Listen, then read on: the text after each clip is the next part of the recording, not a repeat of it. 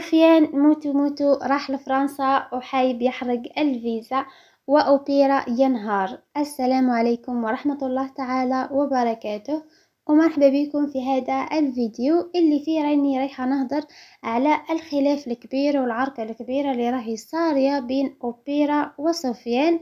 هدوما الاثنين اللي ما يعرفهمش راهم يديروا جولات في التيك توك، وسفيان هذا إنسان مشهور من بكري ومعروف من بكري إنه مغني ويغني في المناسبات والأفراح.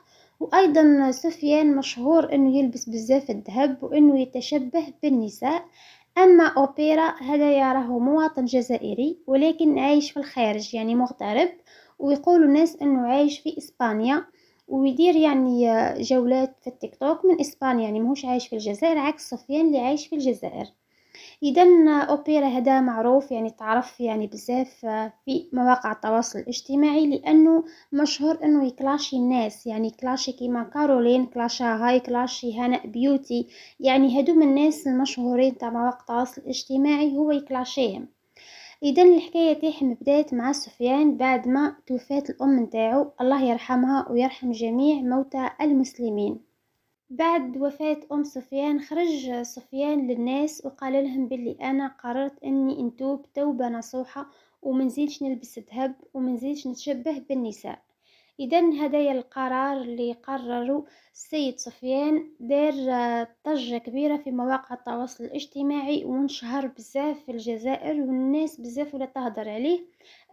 وصفحات في الفيسبوك أيضا نشروا هدايا الخبر، وخرجوا ناس يهضروا عليه في فيديوهات في اليوتيوب، وناس كامل يعني فرحت لهذا السيد انه قرر انه يتوب، وانه مازيدش يتشبه بالنساء، وانه مازيدش يلبس الذهب ويولي يعني انسان عادي، يعني انسان رجل عادي كيف كيما كامل الرجال، ويولي يصلي الى اخره.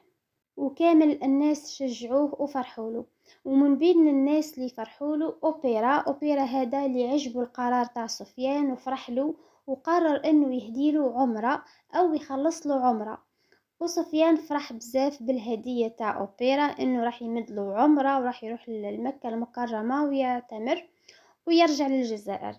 سفيان قال للناس باللي راني وجدت كلش، وجدت حوايجي كاملة، وفي الوقت اللي رحت باش نسجل باش نروح العمرة قالوا له ما كانش عمرة. وهنايا بدا المشكل تاع سفيان وأوبيرا، انه حس سفيان انه تخدع وان أوبيرا تمسخر به وكذب عليه، ما كان لا عمره لا والو.